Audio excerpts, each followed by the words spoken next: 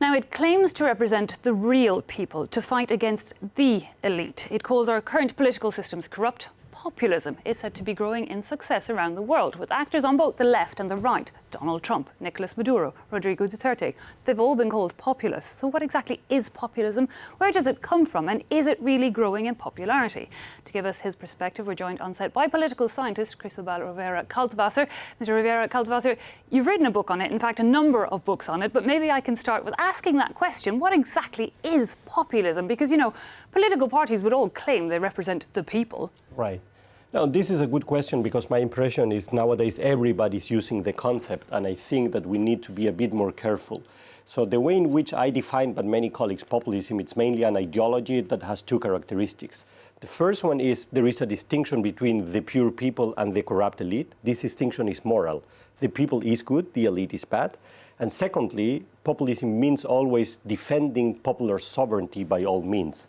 So if I find a politician that is talking in that sort of language, then I will see, okay, this is sort of a populist language. But as you are saying, this is only part of the story, because populism always appears attached to other ideologies, and this is why populism sometimes moves to the left or moves to the right. Indeed, because that elite that they talk about in populism, it's not just the financial elite. It can be very different. I mean, think about Donald Trump. I mean, he's a billionaire.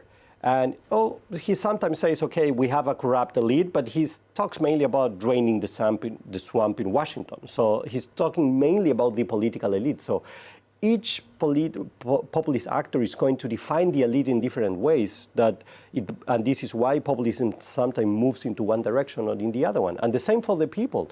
So populist politicians can define the people in ethnic terms, and this is why it moves to the right. Think about the Front National in France. Or they can define the people much more in like Podemos in Spain, saying like this is all those who are excluded, in which there is no ethnic way in which you are defining the people. It's a different way of defining that. So talk us through some of the common characteristics then that populist leaders all use. Well, I think it's a mistake to assume that all populist leaders are charismatic. I mean, these are two different phenomena. It's very often the case, but you also have like charismatic leaders that are non-populist. I think we need to distinguish that. Think about Nelson Mandela in Africa. He was pretty charismatic, and he was anything but a populist. He didn't have like this sort of moral rhetoric, so to say. And this is sometimes that people sometimes forget and think, oh, everybody who is a charismatic leader automatically gets going to be a populist. And I think we need to disentangle that. But they do have common traits, like it will be that us versus them mentality. Yes. I believe they use even personal pronouns more. There are certain things they do. But to be male very often and very macho politics. I mean, you don't have very often women that use that sort of rhetoric. There are some examples. There are some exceptions. But when you look at populism and it's claimed to represent the majority, right? Is that not a good thing? Well, the main problem is, as you are saying, the majority that populist claims is a moral majority. And this is the tricky part, because, of course, we'll say in a democratic system, the people should rule. But who are the people? So if you think about different countries, there is a lot of variations on that. The problem with populists is that they say, we, the populists, are representing the people in this moral terminology. And this is what makes the whole debate much more complicated, because if we do have a moral debate, it's very difficult to reach an agreement, because I'm going to think that you are bad, and I'm going to think that I'm the good one. So how I'm going to reach a deal with someone who is bad, and how you're going to reach a deal with someone who you think that you are bad. And this is the problem of populism, that because of this moral terminology, the possibility of reaching agreements is very difficult. Indeed, and in a way it leads to its own form of elitist systems as well, and having, you know, a minority deciding what they like for the majority.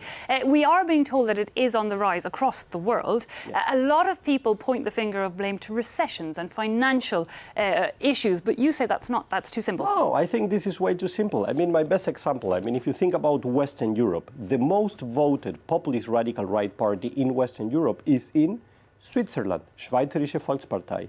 35% of Swiss people vote for that party. And the economic situation in Switzerland is wonderful. So if economic reasons explain the rise of populism, it's not very clear. Think about Germany, the rise of AfD, Alternative für Germany. It came also in a moment in which the economic system was doing very, very well in Germany. So I'm not saying that economic explanations do not help, but I'm only saying that these economic explanations only tell us part of the story.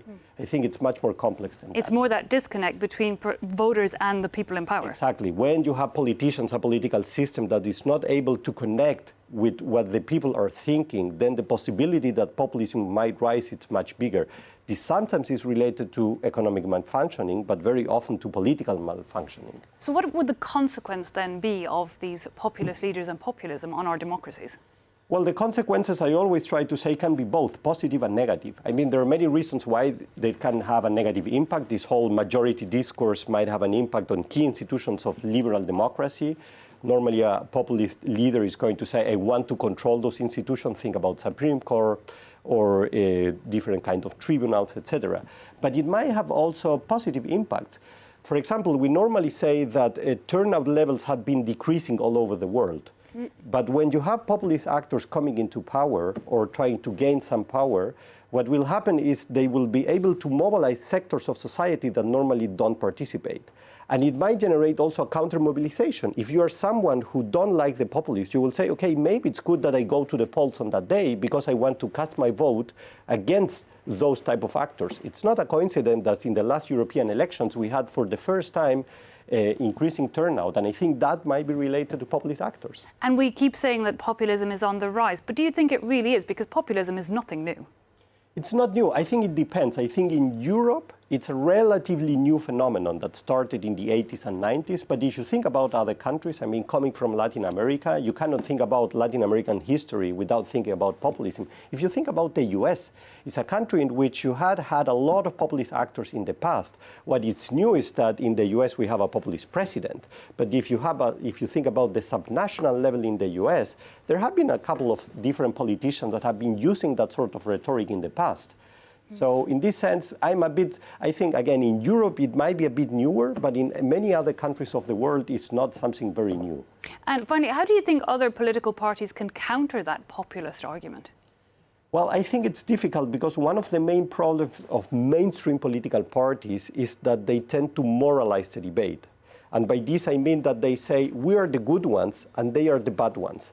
And if mainstream parties start to do that, this is music to the ears of populism, because populism is saying there is a corrupt establishment, and if the establishment start to say that the populists are the bad ones, then you have this moralization of the political debate.